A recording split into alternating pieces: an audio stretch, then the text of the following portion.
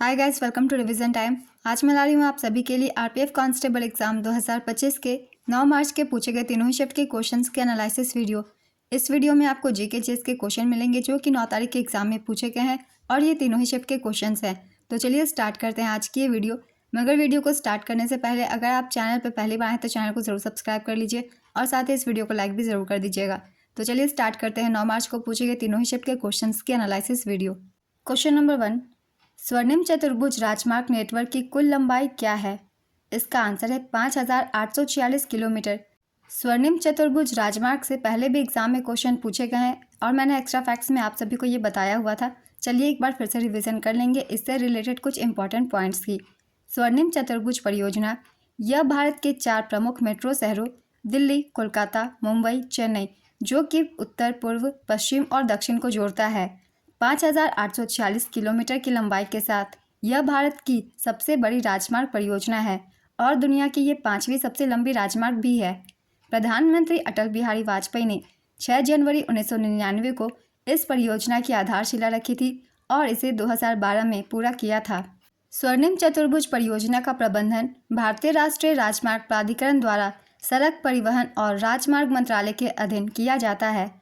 स्वर्णिम चतुर्भुज भारत के 13 राज्यों से होकर गुजरता है। स्वर्णिम चतुर्भुज का उत्तर दक्षिण गलियारा 4000 किलोमीटर लंबा है और श्रीनगर को कन्याकुमारी से यानी कि कोच्चि से जोड़ता है। राष्ट्रीय राजमार्ग 44 उत्तर दक्षिण गलियारे से जुड़ा हुआ है। स्वर्णिम चतुर्भुज का पूर्व पश्चिम गलियारा 3300 किलोमीटर लंबा है और सिलचर और पोरबंदर को जोड़ता है। राष्ट्रीय राजमार्ग 27 पूर्व पश्चिम गलियारे से जुड़ा हुआ है। कौन से राजमार्ग किस शहरों को जोड़ते हैं उन्हें याद रखिएगा क्योंकि इस एग्जाम में इससे भी क्वेश्चन पूछे गए हैं।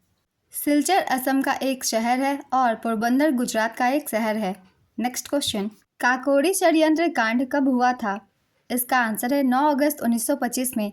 काकोरी षड्यंत्र या काकोरी ट्रेन एक्शन 9 अगस्त 1925 को हुआ था। यह घटना उत्तर प्रदेश के काकोरी गांव में घटी थी। यह एक राजनीतिक डकैती थी। इस घटना को हिंदुस्तान रिपब्लिक एसोसिएशन ने अंजाम दिया था। इसे भी याद रखिएगा, ये हिंदुस्तान रिपब्लिक एसोसिएशन द्वारा किया गया था।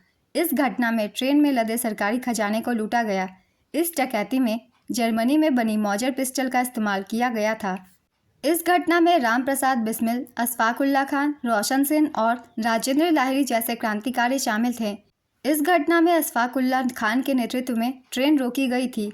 इन सभी क्रांतिकारी को मौत की सजा सुनाई गई। राम प्रसाद बिस्मिल को 19 दिसंबर 1927 को गोरखपुर जेल में, अशफाक उल्लाह खान की फैजाबाद जेल में और ठाकुर रोशन सिंह को नैनी इलाहाबाद जेल में फांसी दी गई थी और राजेंद्र लाहिड़ी को उत्तर प्रदेश के गोंडा जिले में फांसी दी गई थी। इस घटना के दौरान भारत के वायसराय लॉर्ड रीडिंग थे। लॉर्ड रीडिंग का नाम याद रखिएगा, इनसे भी क्वेश्चन पूछे जाते हैं। काकोरी कांड इन्हीं के कार्यकाल में हुई थी।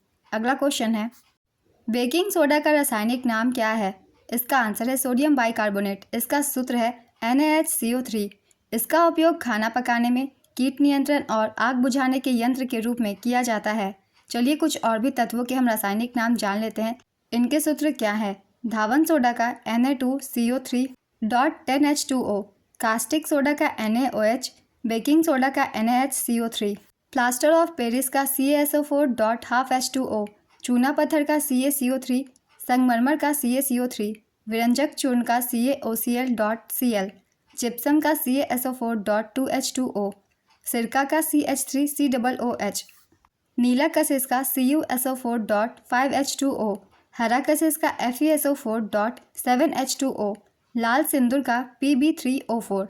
नेक्स्ट क्वेश्चन, मोहन वीणा एक संशोधित हवाईयन गिटार जैसे हिंदुस्तानी स्लाइड गिटार के रूप में भी जाना जाता है। किनके द्वारा बनाया और लोकप्रिय बनाया गया था? इसका आंसर है विश्व मोहन भट्ट द्वारा। पंडित विश्व मोहन भट्ट का जन्म 27 जुलाई 1950 को राजस्थान के जयपुर में हुआ था।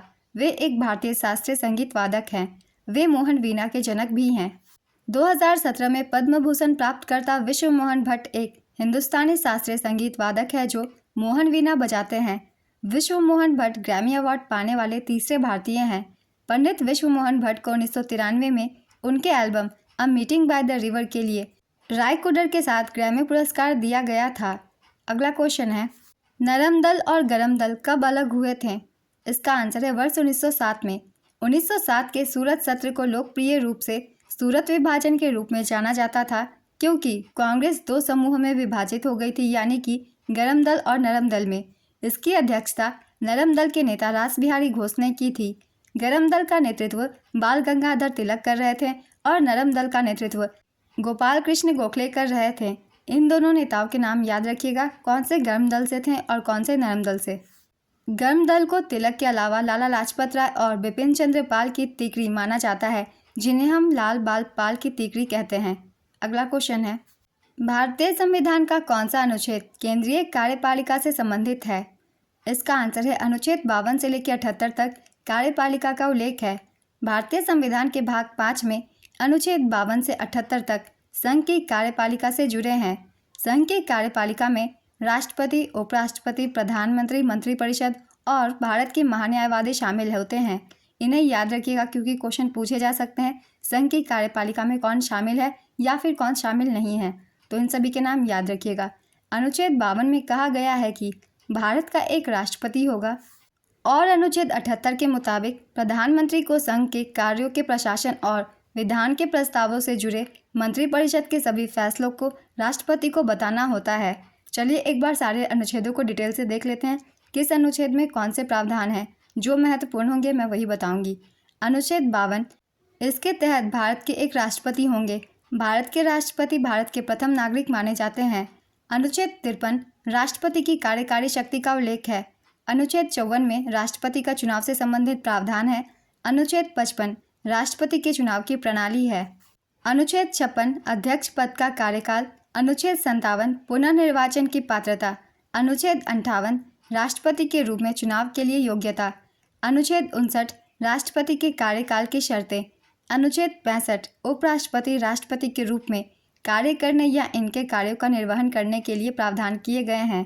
अनुच्छेद 71, राष्ट्रपति के चुनाव से संबंधित मामले। अनुच्छेद 72, राष्ट्रपति की शक्तियों को क्षमा आदि प्रदान करने और कुछ मामलों में सजा को निलंबित करने, प्रेषण या हंगामा करने के लिए प्रावधान। अनुच्छेद 74, राष्ट्रपति की सहायता और सलाह देने के लिए मंत्रिपरिषद का गठन। अनुच्छेद 75, मंत्रियों के लिए अन्य प्रावधान जैसे नियुक्ति, शर्तें, वेतन आदि। अनुच्छेद 76, भारत के महान्यायवादी। अनुच्छेद 77, भारत सरकार के व्यवसाय का संचालन।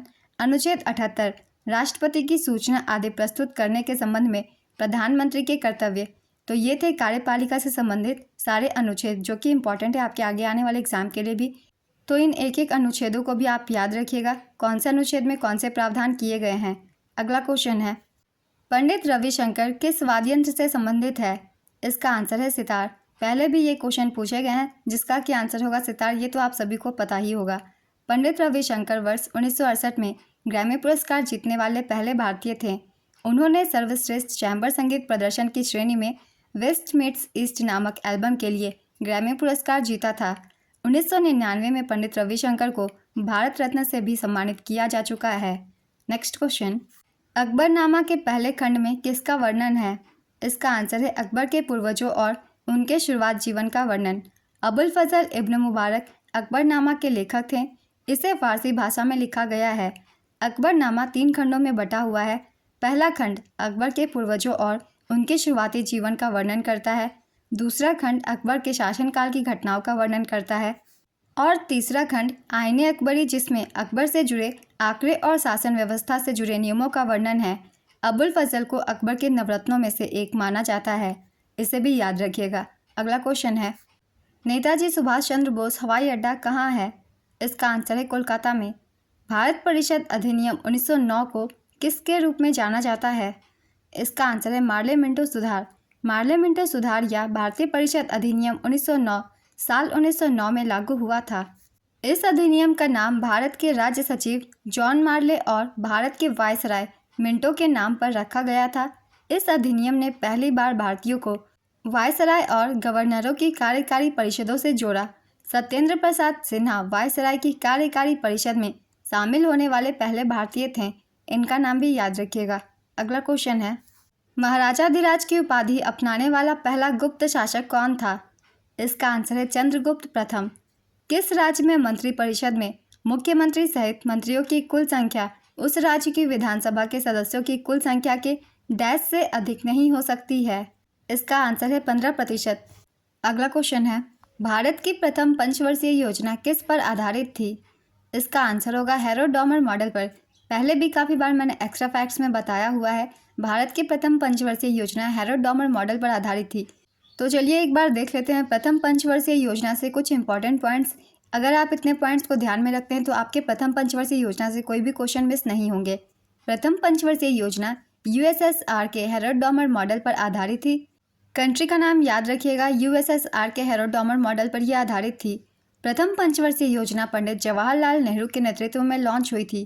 प्रथम पंचवर्षीय योजना की समय अवधि थी 1951 से 1956। इस योजना में सबसे ज़्यादा प्राथमिकता कृषि को दी गई थी। प्रथम पंचवर्षीय योजना के तहत बड़ी बड़ी सिंचाई योजना को प्रारंभ किया गया, जैसे कि व्यास योजना, दामोदर योजना, नदी घाटी योजना आदि। प्रथम पंचवर्षीय योजना में भाखड़ा नांगल बांध के लिए भारी आवंटन किया गया था। प्रथम पंचवर्षीय योजना के अंत में 1956 में 5 भारतीय प्रौद्योगिकी संस्थान स्थापित किए गए थे। पहली पंचवर्षीय योजना के दौरान वार्षिक औसत विकास दर 2.1% के लक्ष्य के मुकाबले 3.61% थी। अर्थव्यवस्था के संतुलन में विकास करना इसका मुख्य उद्देश्य था। इस योजना में राष्ट्रीय आय में 18% की वृद्धि हुई और इसके अलावा प्रति व्यक्ति आय में 11% की वृद्धि हुई। इन सभी डाटा को याद रखिएगा, इनसे भी क्वेश्चन पूछ लिए जाते हैं। अगला क्वेश्चन है, 42वां संविधान संशोधन अधिनियम किस वर्ष पारित किया गया था? इसका आंसर है 1976 में। तो काफ़ी बार मैंने इससे भी रिलेटेड एक्स्ट्रा फैक्ट्स में बताया हुआ है, ये 1976 में लागू की गई थी। चलिए एक बार फिर से रिवीजन कर लेंगे 42वें संविधान संशोधन से संबंधित सारे पॉइंट्स। ये सभी पॉइंट्स बहुत ही इंपॉर्टेंट है, इन एक एक पॉइंट से भी क्वेश्चन बनते हैं, इसलिए सभी को ध्यान से सुनिएगा। 42वें संवैधानिक संशोधन अधिनियम 1976 द्वारा भारतीय संविधान में मौलिक कर्तव्यों को जोड़ा गया था। 42वें संविधान संशोधन द्वारा भारतीय संविधान में भाग 4A और अनुच्छेद 51A को जोड़ा गया। स्वर्ण सेन समिति की सिफारिश पर मौलिक कर्तव्यों को भारतीय संविधान में जोड़ा गया था। भारत के संविधान में मौलिक कर्तव्यों का उल्लेख अनुच्छेद 51A में किया गया है। भारतीय संविधान की प्रस्तावना में समाजवादी, धर्मनिरपेक्ष और अखंडता शब्द 42वें संविधान संशोधन द्वारा जोड़े गए थे। ये सारे पॉइंट्स ध्यान में रखिएगा क्योंकि इस बार के एग्जाम में इससे रिलेटेड काफ़ी क्वेश्चन पूछे जा रहे हैं। अगला क्वेश्चन है, दूसरी पंचवर्षीय योजना का उद्देश्य किस पर जोर देना था? इसका आंसर है औद्योगिक क्षेत्र पर। द्वितीय पंचवर्षीय योजना का काल 1956 से 61 तक था। द्वितीय पंचवर्षीय योजना पीसी महालनोबिस मॉडल पर आधारित थी। यह पंडित जवाहरलाल नेहरू के नेतृत्व में लॉन्च हुई थी और इसके उपाध्यक्ष वीटी कृष्णमाचारी थे। इस योजना का प्रमुख उद्देश्य बुनियादी और भारी उद्योगों के विकास पर विशेष जोर देने के साथ साथ तेजी से औद्योगिकीकरण था। योजना का आकार 4,800 करोड़ रुपए का था। इस योजना में जीडीपी का वार्षिक लक्ष्य 4.5% था, लेकिन इसकी कमी हुई और विकास दर 4.1% ही रही। द्वितीय पंचवर्षीय योजना के दौरान 1957 में परमाणु ऊर्जा आयोग बनाया गया था, जिसका नेतृत्व पहली बार होमी जहांगीर भाभा ने किया था। द्वितीय पंचवर्षीय योजना में राउरकेला उड़ीसा, भिलाई छत्तीसगढ़ व दुर्गापुर पश्चिम बंगाल इस्पात संयंत्रों की स्थापना हुई। इंटीग्रल कोच फैक्ट्री तथा चित्रंजन लोकोमोटिव्स की स्थापना भी द्वितीय पंचवर्षीय योजना के दौरान ही हुई थी। इन सभी को याद रखिएगा। अगला क्वेश्चन है, उदार शक्ति सैन्य अभ्यास किस देश के बीच होता है? इसका आंसर है भारत और मलेशिया के बीच। राज्य लोक सेवा आयोग के अध्यक्ष और सदस्यों को पद से कौन हटा सकता है? इसका आंसर है राष्ट्रपति। मेरठ में विद्रोह के बाद विद्रोही सैनिक कहाँ पहुँचे थे? इसका आंसर है दिल्ली में पहुँचे थे। मेरठ में विद्रोह होने के बाद विद्रोही सैनिक दिल्ली पहुँचे और वहाँ उन्होंने मुगल सम्राट बहादुर शाह जफर को हिंदुस्तान का बादशाह घोषित किया। इसके बाद उन्होंने उत्तर पश्चिमी प्रांतों और अवध के बड़े इलाकों पर भी कब्जा किया। नेक्स्ट क्वेश्चन, 1974 का संविधान संशोधन अधिनियम किस राज्य से संबंधित है? इसका आंसर है सिक्किम से। भारतीय संविधान के 35वें संशोधन अधिनियम 1974 के जरिए सिक्किम को भारत का सहयोगी राज्य बनाया गया था। इस संशोधन के तहत सिक्किम का संरक्षित राज्य का दर्जा खत्म कर दिया गया था। इस संशोधन के जरिए 10वीं अनुसूची में संशोधन किया गया। इस संशोधन के जरिए अनुच्छेद 2 का जोड़ा गया और अनुच्छेद 80 और 81 में संशोधन किए गए। इस संशोधन के जरिए सिक्किम में राजतंत्र खत्म कर लोकतांत्रिक सरकार की स्थापना की गई। नेक्स्ट क्वेश्चन, कांसे की नर्तकी की मूर्ति कहाँ से मिली है? इसका आंसर है मोहनजोदड़ो से। हिमाचल प्रदेश में कौन सी जनजाति पाई जाती है? इसका आंसर होगा किन्नौर, गुज्जर, लाहौली, गद्दी, स्वांगला, पंगवाल, खम्पा, लांबा, बकरायल। ये सभी जनजातियां हिमाचल प्रदेश में पाई जाती है। इनमें से कोई भी एक ऑप्शन में हो आप उसे टिक कर सकते हैं। अगला क्वेश्चन है, 2024 में अमेरिकी राष्ट्रपति चुनाव में डेमोक्रेटिक पार्टी की ओर से किसने चुनाव लड़ा था? इसका आंसर होगा कमला हैरिस। और डोनाल्ड ट्रंप जिन्होंने चुनाव जीती वो रिपब्लिकन पार्टी से हैं। ये उनका दूसरा कार्यकाल है। इनका पहला कार्यकाल 2017 से 21 तक था। अभी ये वर्तमान में 47वें अमेरिका के राष्ट्रपति है। ये सभी पॉइंट्स याद रखिएगा, खासकर डोनाल्ड ट्रंप के भी राजनीतिक पार्टी का, जो कि है रिपब्लिकन पार्टी। नेक्स्ट क्वेश्चन, 36वें संशोधन ने किस राज्य को भारतीय संघ का पूर्ण राज्य बना दिया था? इसका आंसर है सिक्किम को। 36वें संविधान संशोधन अधिनियम ने सिक्किम को भारत का पूर्ण राज्य बना दिया। इस अधिनियम में भूमि स्वामित्व और भूमि सुधार अधिनियम शामिल थे।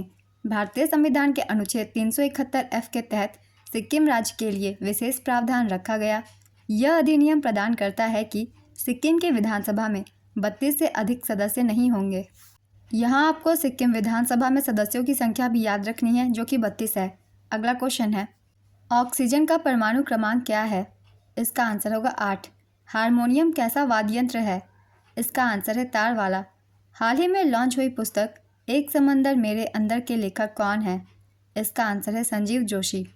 खेलो इंडिया यूथ गेम्स 2024 में कौन सा खेल जोड़ा गया? इसका आंसर है judo squash. Next question, jute के उत्पादन में कौन सा राज्य प्रथम स्थान पर है? इसका आंसर है पश्चिम बंगाल। जूट उत्पादन में पश्चिम बंगाल भारत का सबसे बड़ा राज्य है। दूसरे स्थान पर बिहार और तीसरे नंबर पर असम है। भारत दुनिया भर में जूट उत्पादन में पहले नंबर पर है, इसे भी याद रखिएगा। अगला क्वेश्चन है, प्रधानमंत्री मोदी ने कौन से सुपर कंप्यूटर का शुभारंभ किया है? इसका आंसर होगा परम रुद्र सुपर कंप्यूटर। हाल ही में पहले भी इस टॉपिक से क्वेश्चन पूछे गए थे। वहाँ कंप्यूटरों की संख्या पूछी गई थी, मगर यहाँ नाम पूछा गया है। तो मैंने एक्स्ट्रा फैक्ट्स में आप सभी को बताया था कंप्यूटर का नाम परम रुद्र सुपर कंप्यूटर था।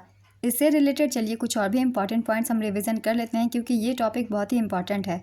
प्रधानमंत्री नरेंद्र मोदी ने 26 सितंबर 2024 को 3 परम रुद्र सुपर कंप्यूटर राष्ट्र को समर्पित किए थे। ये 3 सुपर कंप्यूटर दिल्ली, पुणे और कोलकाता में इंस्टॉल किए गए थे। साथ ही 26 सितंबर को ही देश के लिए अर्का और अरुणिक 2 हाई परफॉर्मेंस कंप्यूटिंग सिस्टम का भी उद्घाटन किया गया था। 3 परम रुद्र सुपर कंप्यूटरों के चालू होने के साथ 21 नवंबर 2024 तक 32 पेटाफ्लॉप की संयुक्त गणना क्षमता वाले कुल 33 सुपर कंप्यूटर विभिन्न शैक्षणिक संस्थानों, अनुसंधान संगठनों और अनुसंधान और विकास प्रयोगशालाओं में तैनात किए गए हैं। नेक्स्ट क्वेश्चन, स्पेन ने कितनी बार यूरो कप चैंपियनशिप जीती? इसका आंसर है चौथी बार। सिरिवेनेला सीताराम शास्त्री को 2019 में पद्मश्री से सम्मानित किया गया था। किस राज्य से ये संबंधित हैं? इसका आंसर है इनका संबंध आंध्र प्रदेश से है। अगला क्वेश्चन है, चिन्हट का युद्ध कहाँ हुआ था? इसका आंसर है उत्तर प्रदेश के लखनऊ जिले के इस्माइलगंज में। चिन्हट की लड़ाई उत्तर प्रदेश के लखनऊ जिले के इस्माइलगंज में लड़ी गई थी। यह लड़ाई 30 जून 1857 को ब्रिटिश सेना और भारतीय विद्रोहियों के बीच लड़ी गई थी। इस लड़ाई में विद्रोहियों की जीत हुई थी। इस लड़ाई का नेतृत्व हेनरी लॉरेंस कर रहे थे। नेक्स्ट क्वेश्चन, दिल्ली का कार्यकारी प्रमुख कौन होता है? इसका आंसर है उपराज्यपाल। इन्हें लेफ्टिनेंट जनरल भी कहते हैं। वर्तमान में दिल्ली के कार्यकारी प्रमुख या उपराज्यपाल विनय कुमार सक्सेना है। इनका नाम भी याद रखिएगा। अगला क्वेश्चन है, 1857 की क्रांति में सैनिकों को संगठित करने और उन्हें विद्रोह में शामिल करने के लिए किन भाषाओं में उद्घोषणाएं जारी की गई थी? इसका आंसर होगा उर्दू, फारसी, हिंदी और अंग्रेजी में। बिहार का शोक किस नदी को कहा जाता है? इसका आंसर है कोसी नदी को। अम्ल वर्षा किस राज्य में होती है? इसका आंसर है केरल और कर्नाटक में। जलोढ़ मिट्टी किस फसल की खेती के लिए अच्छी होती है? इसका आंसर होगा चावल, गेहूं, गन्ना, तंबाकू, कपास, जूट, मक्का, तिलहन आदि। इनमें से कोई भी एक फसल हो आप उसे टिक कर सकते हैं। नेक्स्ट क्वेश्चन, भारत के उत्तरी मैदान में किस मिट्टी का विस्तार अधिकतम है? इसका आंसर है जलोढ़ मिट्टी का। साल 2024 के लिए FIH goalkeeper of the year award से किसे सम्मानित किया गया? इसका आंसर है PR श्रीजेश को। संविधान का कौन सा अनुच्छेद न्यायपालिका को कार्यपालिका से अलग करता है? इसका आंसर होगा अनुच्छेद 50। MS गोपाल कृष्णन किससे जुड़े हैं? इसका आंसर है वायलिन से। द्रौपदी मुर्मू ने अगस्त 2024 में किसको 2024 से 2027 के लिए लागू किया है? इसका आंसर है विधि आयोग को। विधि एवं न्याय मंत्रालय ने 1 सितंबर 2024 से 31 अगस्त 2027 तक 3 वर्ष की अवधि के लिए 23वें विधि आयोग का गठन किया है। भारत के सर्वोच्च न्यायालय के पूर्व न्यायाधीश बीपी सिन्हा को 23वें विधि आयोग का अध्यक्ष नियुक्त किया गया है। 22वें विधि आयोग के अध्यक्ष हैं न्यायमूर्ति ऋतुराज अवस्थी। प्रथम विधि आयोग की स्थापना चार्टर अधिनियम 1833 के तहत वर्ष 1834 में लॉर्ड मैकाले की अध्यक्षता में की गई थी। इसके बाद क्रमशः 1853, 1861 और 1879 में दूसरे, तीसरे और चौथे विधि आयोग का गठन किया गया था। भारत सरकार ने वर्ष 1955 में स्वतंत्र भारत के पहले विधि आयोग की स्थापना की, जिसके अध्यक्ष भारत के तत्कालीन महान्यायवादी श्री MC सीतलवार थे। इनका नाम भी याद रखिएगा। अगला क्वेश्चन है, किस संगठन ने सारथी मोबाइल ऐप लॉन्च किया है? इसका आंसर है भारतीय प्रतिभूति और विनिमय बोर्ड, इसे सेबी भी कहते हैं।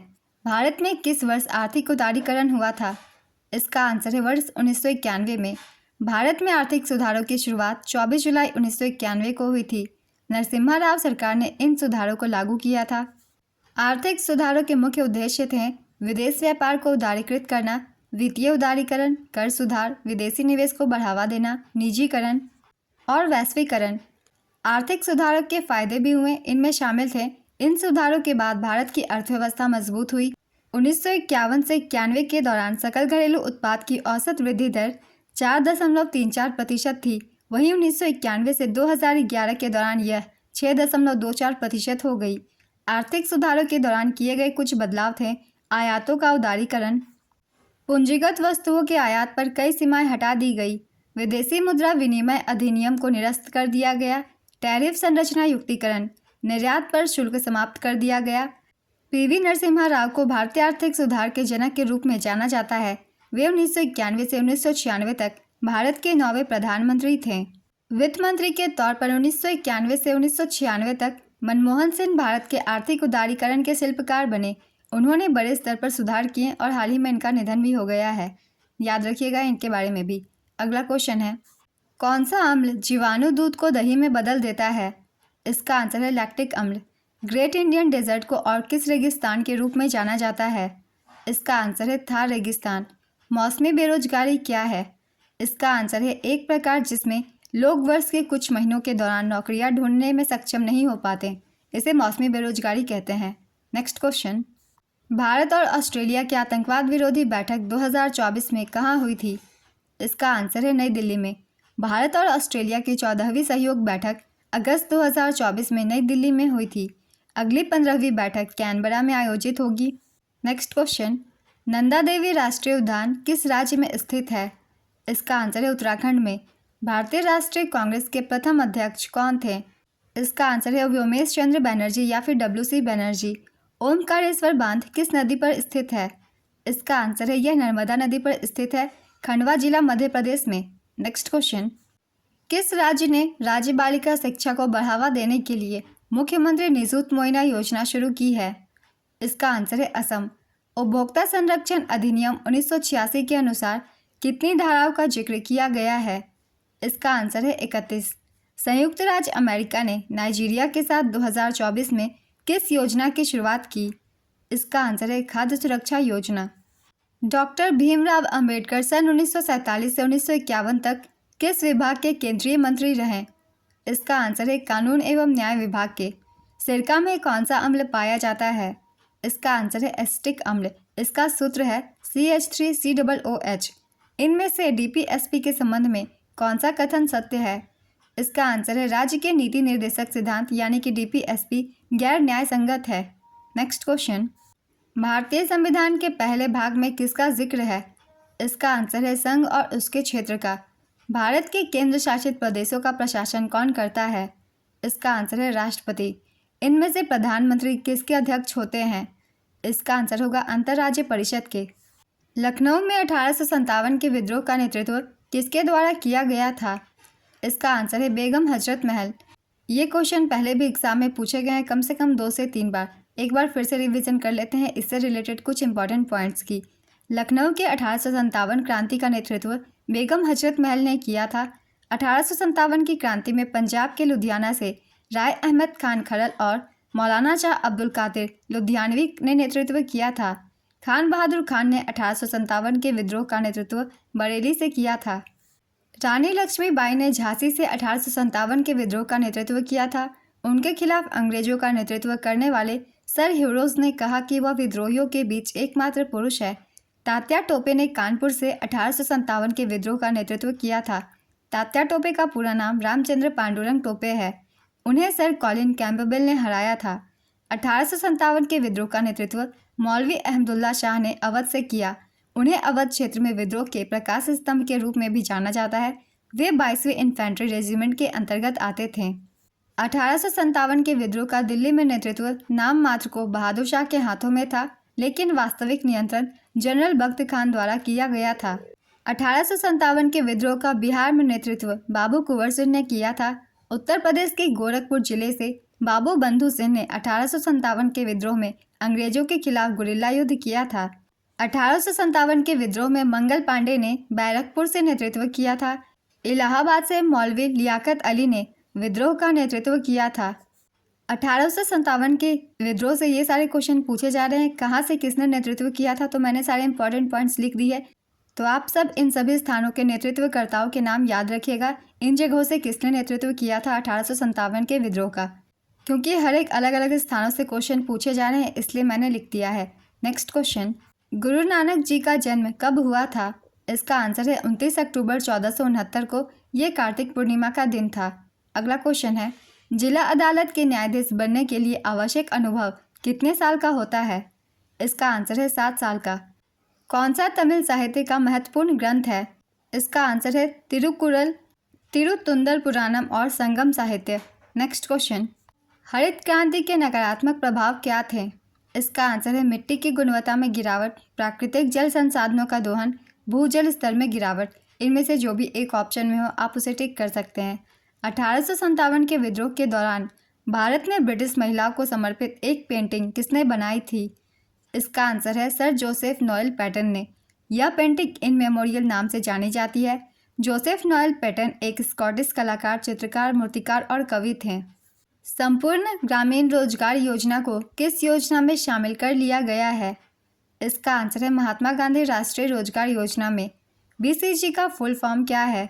इसका आंसर है बैसिलस कैलमेट ग्वेरिन।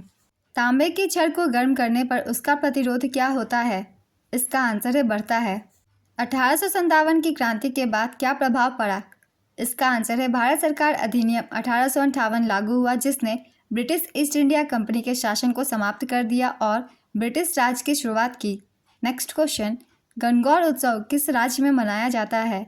इसका आंसर है राजस्थान में। भारतीय संविधान के किस अनुच्छेद के तहत अनुसूचित जातियों और अनुसूचित जनजातियों के लिए राष्ट्रीय आयोग की स्थापना संविधान या अन्य कानूनों के तहत अनुसूचित जातियों और अनुसूचित जनजातियों के लिए प्रदान किए गए सभी सुरक्षा उपायों की निगरानी के उद्देश्य से की गई थी? इसका आंसर है अनुच्छेद 338। नेक्स्ट क्वेश्चन, सूत पिटक किस धर्म से संबंधित है? इसका आंसर है बौद्ध धर्म से। बारालाचा दर्रा लेह जिले को डैश से जोड़ती है? इसका आंसर है मनाली से। भारतमाला परियोजना के पहले चरण की लंबाई कितनी है? इसका आंसर है 34,800 किलोमीटर। अरब सागर में गिरने से पहले एस्चुरी का निर्माण कौन करती है? इसका आंसर है नर्मदा नदी। आंध्र प्रदेश के उप मुख्यमंत्री कोनिडाला पवन कल्याण किस पार्टी से हैं? इसका आंसर है जनसेना पार्टी। आंध्र प्रदेश के मुख्यमंत्री का नाम चंद्रबाबू नायडू है और ये तेलुगु देशम पार्टी से हैं। Next question, Bombay presidency club की स्थापना किस वर्ष हुई थी? इसका आंसर है 1928 में। स्पाव नृत्य कहाँ का लोक नृत्य है? इसका आंसर है लद्दाख का। स्पाव नृत्य भारत के लद्दाख की चांगपा जनजाति का पारंपरिक लोक नृत्य है। नेक्स्ट क्वेश्चन, राष्ट्रीय हरित अधिकरण के बारे में कौन सा कथन सही है? इसका आंसर है यह पर्यावरण से जुड़े मामलों में तेजी से न्याय दिलाने और अदालतों में लंबित मुकदमों को कम करने का काम करता है। नेक्स्ट क्वेश्चन, किस घटना के बाद महात्मा गांधी ने असहयोग आंदोलन वापस ले लिया था? इसके बाद उन्होंने सांप्रदायिक उन्माद की शांति के लिए आमरण अनशन किया था। इसका आंसर है चौरी चौरा की घटना के बाद। लाला लाजपत राय ने किस कमीशन का विरोध किया था? इसका आंसर है साइमन कमीशन। पेरिस ओलंपिक 2024 में हॉकी कांस्य पदक जीतने पर प्रत्येक खिलाड़ी को कितनी राशि दी गई थी? इसका आंसर है 15 लाख रुपए। औपनिवेशिक काल में भारत किसका निर्यात करता था? इसका आंसर है जूट, ऊन, नील, कपास और गन्ना का। इनमें से जो भी एक ऑप्शन में हो आप उसे टिक कर सकते हैं। अनुच्छेद 40 राज्य ग्रामीण पंचायतों को स्वशासन की इकाइयों के रूप में संगठित करने के लिए कदम उठाएगा। ये किसके सिद्धांत पर आधारित है? इसका आंसर है गांधीवादी। वर्तमान में विश्व का सबसे बड़ा व्यापारिक साझेदार देश कौन सा है? इसका आंसर है संयुक्त राज्य अमेरिका। कौन से हड़प्पा सभ्यता स्थल से प्यासे कौवे की कहानी के साक्ष्य मिले हैं? इसका आंसर है लोथल।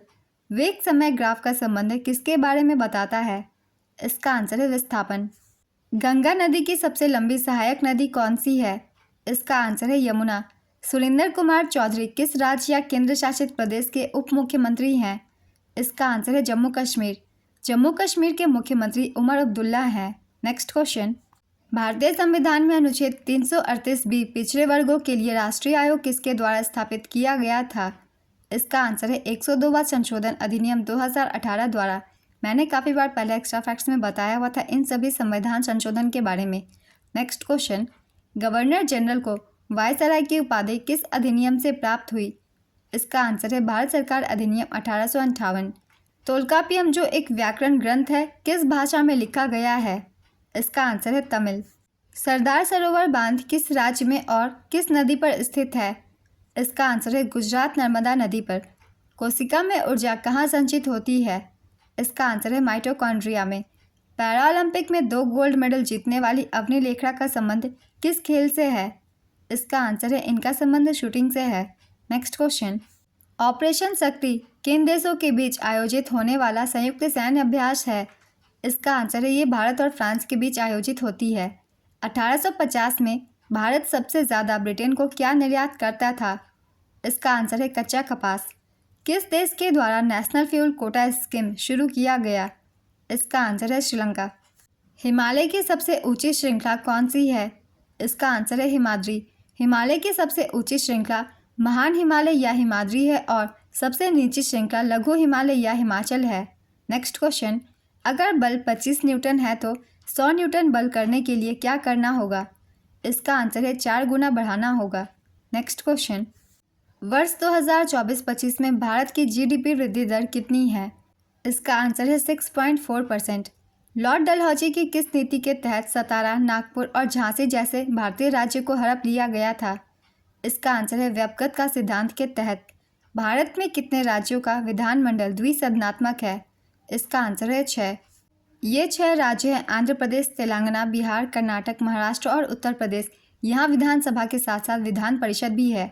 नेक्स्ट क्वेश्चन, घरों का 100% विद्युतीकरण प्राप्त करने वाला भारत का पहला राज्य कौन सा है? इसका आंसर है गुजरात। 2024 में किस देश में कई जातीय और सांप्रदायिक संघर्ष हुए जिनमें जातीय अल्पसंख्यकों के खिलाफ हिंसा शामिल थे? इसका आंसर है बांग्लादेश। यदि ऋग्वेद का ऐतरेय ब्राह्मण ग्रंथ है तो सामवेद का क्या होगा? इसका आंसर है पंचविंश। सामवेद का ग्रंथ का नाम पंचविंश है। ये क्वेश्चन एग्जैक्टली सेम नहीं है। अगर आप में से किसी को सेम क्वेश्चन याद है तो आप मुझे कमेंट बॉक्स में बता सकते हैं। ऐतरेय ब्राह्मण ऋग्वेदीय ब्राह्मणों में अपनी महत्ता के कारण प्रथम स्थान रखता है। सामवेद के लिए मुख्य ब्राह्मण पंचविंश, सदविंश और जैमिनीय है। सतपथ ब्राह्मण शुक्ल यजुर्वेद से और तैत्तिरीय ब्राह्मण कृष्ण यजुर्वेद से जुड़ा हुआ है। गोपथ ब्राह्मण अथर्ववेद से अकेले जुड़ा हुआ है। अरण्यक ब्राह्मण और उपनिषदों के बीच एक कड़ी है। Next question, Bombay stock exchange के अध्यक्ष कौन है? इसका आंसर है प्रोफेसर सुभाषिष चौधरी। प्रोफेसर सुभाषिष चौधरी 21 नवंबर 2024 से बॉम्बे स्टॉक एक्सचेंज के निदेशक मंडल के अध्यक्ष हैं। वहीं समन्ना बाला सुब्रमण्यम 23 जनवरी 2025 से बीएसई की जनहित निदेशक हैं। Bombay stock exchange brokers forum के नए अध्यक्ष अनूप गुप्ता हैं। वे 30 सितंबर 2024 से इस पद पर हैं। तो आज की ये वीडियो कंप्लीट होती है। 9 मार्च को पूछे गए तीनों ही शिफ्ट के क्वेश्चंस थे। अगर आप सभी को ये वीडियो हेल्पफुल लग रही हो तो वीडियो को लाइक ज़रूर कर दीजिएगा और इस तरीके की एनालिसिस वीडियो के लिए चैनल को भी ज़रूर सब्सक्राइब कर लीजिए। तो फिर मिलते हैं अगले वीडियो के साथ। आप सभी को आने वाले एग्जाम्स के लिए ऑल द बेस्ट।